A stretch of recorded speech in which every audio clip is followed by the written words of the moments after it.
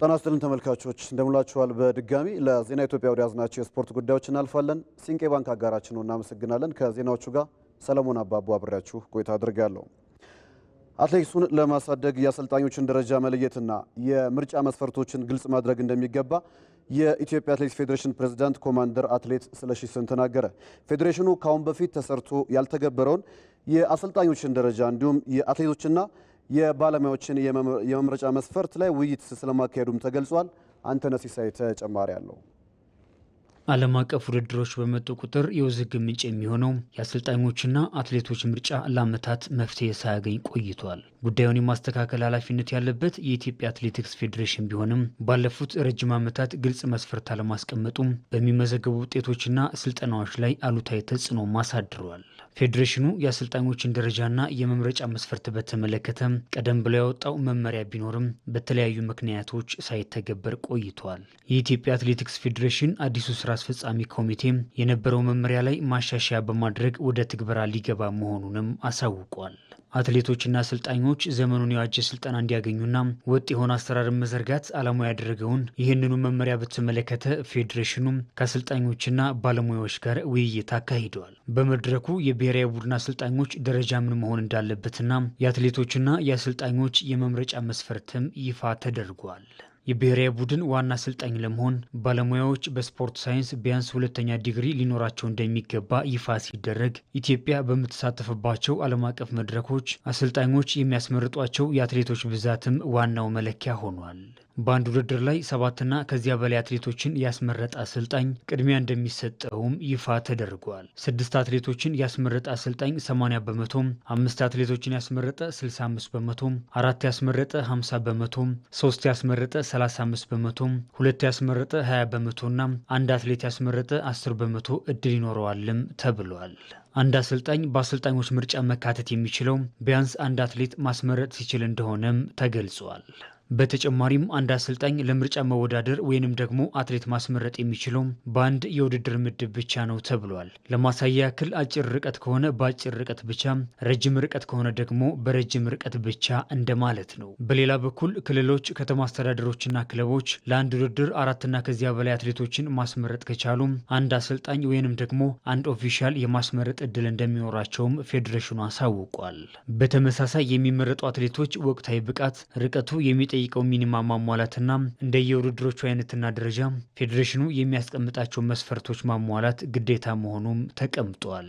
የኢትዮጵያ አትሌቲክስ ፌዴሬሽን ፕሬዝዳንት ኮማንደር ስለሺ ስህን መመሪያውን ለመተግበር ጊዜ የሚወስድ በመሆኑ እስከ ቶኪዮ ዓለም ሻምፒዮና ድረስ በቀደመው መመሪያ ይሰራል ብሏል።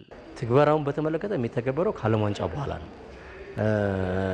እኛ ከወርልድ አትሌቲክስ አስገዳጅ የመጣብን አትሌቶቻችንና አሰልጣኞቻችንን የማወቅ ግዴታ የመመዝገብ በዳታ ቤዝ ውስጥ ተመዝግቦ በጥሩ ሶፍትዌር ተደራጅቶ ኤኒታይም እነሱ በሚያገኙበት ደረጃ እንዲቀመጥላቸው ይፈልጋሉ። እኛ ያንን ደግሞ ስራ ጀምረናል። አትሌቶቻችንን የመመዝገብ፣ አሰልጣኞቻችንን የመመዝገብ፣ ማናጀሮችም እዚህ ያሉትን የመመዝገብ ስራዎችን እየሰራ ነው። ይህ ባለው እየሄድን የጎደሉትን ደግሞ በሚቀጥሉት 3 ወሮች ጊዜ ውስጥ ጠቅላላ ጉባኤ እንጠራለን ብለን እናስባለን። አዳብረን ሁሉንም የሚያስደስት ሁሉንም ያማከለ የአሰልጣኞች ደረጃ እናወጣለን ብለን እናስባለን። የአሰልጣኞችን ደረጃ መለየት በዘርፉ የሚስተዋለውን ተግዳሮት ለመቅረፍ ሁነኛ አማራጭ መሆኑን የተናገረው ፕሬዚዳንቱም ስፖርት ሳይንስ የተማሩትን አሰልጣኞች በልምድ ከሚሰሩት ጋር አጣጥመን የምንሰራበት መንገድ እያመቻቸን ነው ብለዋል። አብዛኞቹ አሰልጣኞች እንግዲህ እኛ ሳይንሱንም እንደግፋለን፣ እዚህ ጋር ደግሞ ትልቅ ልምድ ያላቸውን ሰዎች እንደግፋለን። ለእነሱ የሚሆን ክራይቴሪያ እናወጣለን። ዓለም ላይም የሚሰራበት አሰራር አለ። የተወሰነ ደረጃ ሪፍሬሽመንት የሚወስዱበትን መንገዶችንም እናዘጋጃለን። ስለዚህ እያሰለጠኑ ያሉት አሰልጣኞች ማሟላት የሚችሏቸው ክራይቴሪያዎች አሉ። ግን የግድ ዲግሪ፣ የግድ ማስተርስ፣ የግድ ዶክተሬት ብቻ መሆን የለበትም። መስራት ባለባቸው ልክ ሀገራቸውን አገልግለዋል፣ እየሰሩም ነው ያሉት። አትሌቶቹም እነሱ እጅ ላይ ነው ያሉት። ስለዚህ ስልጠናው የሚገባቸው በይበልጥ ለነሱ ነው። ስለዚህ ግን እነኚህም ሁለት አካል ደግሞ ማቀናጀት ያስፈልጋል ማለት ነው። አትሌቲክሱን ለማሳደግ መመሪያውን መተግበር ግዴታ መሆኑንም ኮማንደር ስለሺ ስህን ተናግረዋል። ይሄን ለመተግበር ግዴታም ነው። እንዴት እንዳዩት አላቅም እንጂ ከባድምም አይመስለኝም። የትኛውም ተቋም ላይ የሚሰራ የትኛውም እንትን ላይ የሚደረግ ነውና ያን ያክል አስቸጋሪ ነው ብዬ አላስብም። ስለዚህ ምንም ይሄን ለመስራት ምንም ያለውን ነገር ሁሉንም አካታች ማድረግ ነው ዋናው እንጂ አካታች ከተደረገ ባላቸው ደረጃ ያ ይደረጋል። ከዛ ደግሞ የበለጠውን ለማግኘት ሌሎችም ከስር ያሉት በዛ ደረጃ ይሰራሉ ብለን እናስባለን። በኢትዮጵያ ፕሪሚየር ሊግ 25ኛ ሳምንት ዛሬ ጠዋት ላይ በተደረገ አንድ ጨዋታ ኢትዮጵያ ንግድ ባንክ ቅዱስ ጊዮርጊስን 1-0 አሸነፈ።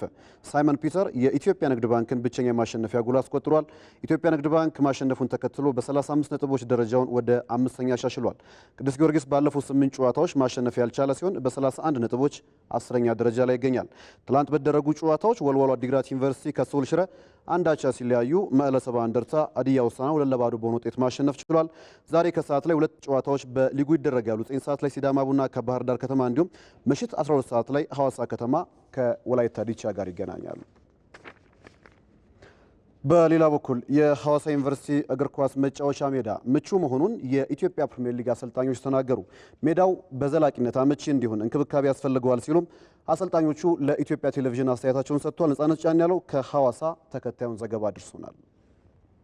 የኢትዮጵያ ፕሪሚየር ሊግ ክለቦችን ተጠቃሚ ባደረገ መልኩ ከዓመታት በፊት የራሱን የሊግ ማህበር አቋቁሞ በውስን ሜዳዎች ጨዋታዎችን እያከናወነ ዛሬ ላይ ደርሷል።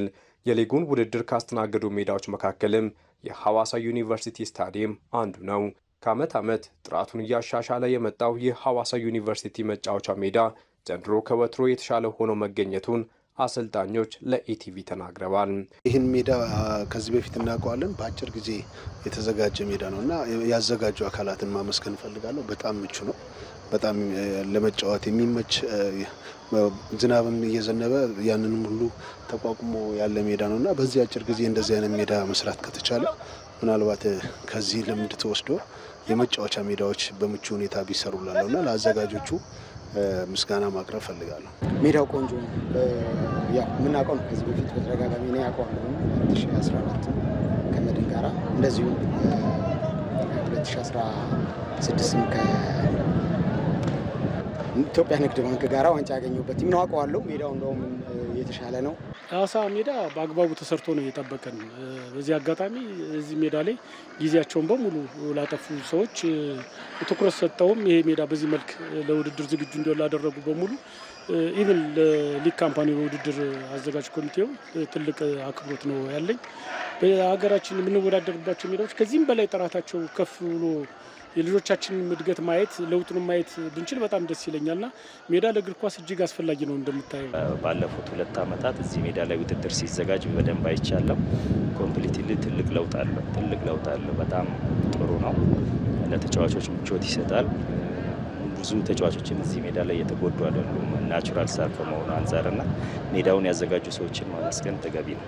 በዓለም አቀፍ ደረጃ አንድ የመጫወቻ ሜዳ አንድ ጨዋታ ካስተናገደ በኋላ ከ2 እስከ 4 ቀናት እንክብካቤ እያገኘ ማረፍ ይገባዋል ቢባልም በሀገራችን ሁኔታ ሜዳዎች በቀን 2 እና 3 ጨዋታዎችን ሲያስተናግዱ መመልከት የተለመደ ነው። ይህ የመጫወቻ ሜዳውን ከጥቅም ውጭ የሚያደርግ በመሆኑ እንክብካቤ ሊደረግለት እንደሚገባም አሰልጣኞች ያነሳሉ። ይህን የሚያምር ሜዳ ደግሞ ልናጣው በጣም ትንሽ ቀናቶች ናቸው የቀሩት። ውሃ በጣም ይፈልጋል። አሁን እንደመጣ ነው ሳምንት አይደለም። በጣም እየተጎዳ ነው። ብዙ ነጫጭ እንደገና ደግሞ ብዙ ክፍተትን እያሳየ ስለሆነ በዚሁ አጋጣሚ ሜዳው ላይ የሚደረገው ትኩረት በደንብ እንዲጨምር። አሁን ጌሞች እየበዙበት ነው። በተቻለ አቅም ከውድድሩ ለተወሰነ ጊዜ ስለሆነ እዚህ የሚቆየው ከዛ በኋላ ግን ቢያስቀጥሉት ይህን ነገር እንደገና ከዚህ ደግሞ ሌላውም አካባቢ ላይ ትምህርት ተወስዶ በአጭር ጊዜ እንዲህ አይነት የመጫወቻ ሜዳ መስራት ከተቻለ ትልቁ ችግራችን ነው። ክትትል እንክብካቤ ይፈልጋል። አሁንም ጥሎ ማለፉ ጨዋታ የ9-10 ቀን ጋፕ ይኖራልኝ እና ያችንም ደግሞ ኢፌክቲቭሊ የማከም ስራ ሜዳውን የመንከባከብ ስራ ቢሰራ የተሻለ እንትን ይሆናል ብዬ አስባለሁ። እስካሁን ባለው ሂደት በጥሩ ሁኔታ ውድድሩን እያካሄደ ነው። ኦፍኮርስ ጫና ይበዛበታል፣ ቀጣይም ተከታታይ ጨዋታዎች ስላሉ። ነገር ግን እንደዚህ ክፍተቶች ሲገኙ እያከሙ መሄድ ከምንም በላይ ደግሞ ከ4 ቀን ውድድር በኋላ 1 ቀን ሁል ጊዜ ጋፕ አለች። ያችን ቀን ሜዳውን የበለጠ ለመንከባከብ ጥረት ቢደረግበት የማዳመጥ ውሃን በአግባቡ የሚያገኝበት ነገር ቢሰራ የተሻለ ነው ብዬ አስባለሁ። እነሱም ያደርጉታል ብዬ ነው የማስበው። ከመጫወቻ ሜዳዎች በተጨማሪ የመለማመጃ ሜዳዎች በጥራት ቢሰሩ የተሻለና ውጤታማ እግር ኳስ መመልከት ይቻላል ሲሉም አሰልጣኞቹ ሀሳባቸውን ለኢቲቪ አጋርተዋል። ከውጭ በእንግሊዝ ፕሪሚየር ሊግ ጠባቂ የነበረው የማንቸስተር ዩናይትድና የኒውካስል ዩናይትድ ጨዋታ በኒውካስል 4-1 አሸናፊነት ተጠናቋል። በሌሎች ጨዋታዎች ሊቨርፑል ዌስትሃምን አሸንፎ መሪነቱን ሲያጠናክር ቶተንሃም በወልቭስ ተሸንፏል። መሰረት ተስፋዬ ጨዋታዎቹን እንደሚከተለው ተመልክታቸዋለች። በእንግሊዝ ፕሪምየር ሊግ 32ኛ ሳምንት ወደ ሴንት ጄምስ ፓርክ ስታዲየም አቅንቶ በኒውካስል ዩናይትድ 4-1 የተረታው ማንቸስተር ዩናይትድ ከመቼውም ጊዜ በላይ አስከፊ የውድድር ጊዜ እያሳለፈ መሆኑን የሚያረጋግጥ ሽንፈትን አስመዝግቦ ተመልሷል። ማንቸስተር ዩናይትድ ከኒውካስል ዩናይትድ ጋር ካደረጋቸው ያለፉት 6 ጨዋታዎች በ5ቱ ተሸንፏል። በምሽቱ ጨዋታ ለኒውካስል ዩናይትድ ሃርቬ ባርነስ 2 ግቦችን ሲያስቆጥር፣ ሳንድሮ ቶናሊና ብሩኖ ጎማሬሽ ደግሞ ቀሪዎቹን ግቦች አክለዋል። አሌሃንድሮ ጋርናቾ ደግሞ የማንቸስተር ዩናይትድን የማስተዛዘኛ ግብ በስሙ ያስቆጠረ ተጫዋች ሆኗል። በጨዋታው ውጤት ይዞ ለመውጣት ያለመ በሚመስል መልኩ የቡድኑን ቋሚ ግብ ጠባቂ አንድሬ ኦናናን ከስብስባቸው ውጪ አድርገው በምትኩ ቱርካዊውን ግብ ጠባቂ አልታይ ባንዳርን ያሰለፉት አሰልጣኝ ሩበን አሞሪም በሰፊ የግብ ልዩነት ከመሸነፍ አልዳኑም። በሌላ ጨዋታ አንፊልድ ሮድ ላይ ዌስትሃም ዩናይትድን የገጠመው ሊቨርፑል 2-1 አሸንፎ በ31ኛ ሳምንት በፉልሃም ከደረሰ በት ሽንፈት አገግሞ የሊጉን መሪነት አጠናክሯል። ሉዊስ ዲያዝ እና ቨርጂል ቫን ዳይክ የሊቨርፑልን የማሸነፊያ ግቦች ሲያስቆጥሩ አንድሬ ሮበርትሰን በራሱ መረብ ላይ የዌስትሃምን የማስተዛዘኛ ግብ አስቆጥሯል። በአሰልጣኝ አርኔ ስሎት የሚመራው ሊቨርፑል ማሸነፉን ተከትሎ ነጥቡን 76 በማድረስ የሊጉን መሪነት አጠናክሯል። ዌስትሃም በበኩሉ ባለፉት 5 የሊግ ጨዋታዎች ማሸነፍ ተስኖት በ35 ነጥብ 17ኛ ደረጃ ላይ ተቀምጧል። ወደ ሞሊን ስታዲየም ተጉዞ በ32ኛ ሳምንት የሊጉ መርሃ ግብር ወልቭስን የገጠመው የሰሜን ለንደኑ ክለብ ቶትናም 4-2 ተሸንፎ ተመልሷል። ማቲያስ ኩኛ፣ ላርሰን፣ ኑሪና ስፔንስ በራሱ መረብ ላይ የወልቭስን የድል ግቦች ያስቆጠሩ ተጫዋቾች ሆነዋል። ማቲያስ ቴልና ሪቻርልሰን ደግሞ ስፐርሶቹን ከሽንፈት ያልታደጉ 2 ግቦችን ከመረብ ያሳረፉ ተጫዋቾች ናቸው። ከውጤቱ በኋላም ወልቭስ 4ኛ ተከታታይ ድሉን አሳክቶ በ35 ነጥብ ከወራጅ ቀጠና ስጋት ለመውጣት የሚያደርገውን ግስጋሴ አጠናክሯል። ቶትናም ሆትስፐር በበኩሉ በ32 ነጥብ 15ኛ ስፍራ ላይ ለመቆየት ተገዷል። በስታንፎርድ ብሪጅ ኢፕስዊች ታውንን የገጠመው የምዕራብ ለንደኑ ክለብ ቼልሲ ከመመራት ተነስቶ 2-2 ተለያይቶ ወሳኝ 1 ነጥብ አግኝቷል። በጨዋታው ሊጉን በተቀላቀለበት ዓመት ለመውረድ የተቃረበው ኢፕስዊች ታውን ኤንሲሶና ቤን ጆንሰን ባስቆጠራቸው ግቦች ጨዋታውን 2-0 እየመራ ቢቆይም ጄደን ሳንቾና ትዋንዘቤ በራሱ መረብ ላይ ያስቆጠራቸው ግቦች ቼልሲ ነጥብ እንዲጋራ አድርገውታል። ቼልሲ በሁለት ተከታታይ የሊግ መርሃ ግብሮች ነጥብ ጥሎ በ54 ነጥብ 6ኛ ስፍራ ላይ ተቀምጧል። ኢፕስዊች ታውን በበኩሉ በ21 ነጥብ 18ኛ ስፍራ ላይ ተቀምጧል። በስፔን ላሊጋ ሪያል ማድሪድ ከሁለት ተከታታይ ሽንፈት በኋላ ወደ ድል ተመልሷል። በላሊጋው 31ኛ ሳምንት ሪያል ማድሪድ ከሜዳ ውጪ ዲፖርቲቮ አላቬስን 1-0 በመርታት ነው ወደ ድል የተመለሰው። ኤድዋርዶ ካማቪንጋ የሪያል ማድሪድን ብቸኛ የማሸነፊያ ጎል አስቆጥሯል። በጨዋታው ኬሊያን ምባፔ 38ኛው ደቂቃ ላይ በሰራው ጥፋት በቀይ ካርድ ከሜዳ ሲወጣ፣ ማኑ ሳንቼዝ ደግሞ 70ኛው ደቂቃ ላይ ከዲፖርቲቮ አላቬስ ከሜዳ ወጥቷል። በላሊጋው በቫሌንሺያ በሻምፒየንስ ሊጉ ደግሞ በአርሰናል በተከታታይ የተሸነፈው ሪያል ማድሪድ ትናንት ማሸነፉን ተከትሎ ነጥቡን 66 በማድረስ ከመሪው ባርሴሎና ያለውን የነጥብ ልዩነት ወደ 4 አጥቧል። አትሌቲክ ቢልባኦ ሪዮ ቫይካኖን 3-1፣ ቪያሪያል ሪያል ቤቲስን 2-1፣ ዢሮና በተመሳሳይ ኦሳሱናን 2-1 በሆነ ውጤት ማሸነፍ ችለዋል። በጣሊያን ሴሪ አታላንታ ከ3 ተከታታይ ሽንፈት በኋላ ወደ ድል ሲመለስ በሮም ደርቢ ላዚዮ ከሮማ አቻ ተለያይተዋል። አታላንታ በሜዳው ቦሎኛን 2-0 ሲያሸንፍ ማቴዮ ሬቴጊ እና ማሪዮ ፓሳሊች ለቤርጋሞ ቡድን 2 ግቦች አስቆጥሯል። ውጤቱን ተከትሎ አታላንታ ደረጃውን ወደ 3ኛ አሻሽሏል። የተጠበቀው የሮም ደርቢ የላዚዮና ሮማ ጨዋታ ደግሞ አንዳቻ አጠናቋል። ሮማኞሊ ለላዚዮ፣ ማቲያስ ሁለ ደግሞ ለሮማ ግቦቹን አስቆጥሯል። የሴስ ፋብሪያዙ ቡድን ኮሞ በበኩሉ ቶሪኖን 1-0 በማሸነፍ ሁለተኛ ተከታታይ ድሉን ሲያሳካ፣ ፊዮረንቲና ከፓርማ፣ ሄላስ ቬሮና ከዢዮና ያደረጓቸው ጨዋታዎች ያለ ግብ በአቻ ውጤት ተጠናቀዋል። የስፔኑ ክለብ ሲቪያ አሰልጣኙ ጋርሺያ ፒሜንታን አሰናበተ። አሰልጣኙ የተሰናበቱት አርብ ዕለት በላሊጋው በቫሌንሺያ መረታታቸውን ተከትሎ ሲሆን ቡድኑ 4ኛ ተከታታይ ሽንፈቱ ነበር። በ31 የላሊጋ ጨዋታዎች በአሰልጣኝነት ቡድኑን የመሩት ጋርሺያ ትናንት በቡድኑ የቦርድ አመራሮች መሰናበታቸው ይፋ ሆኗል።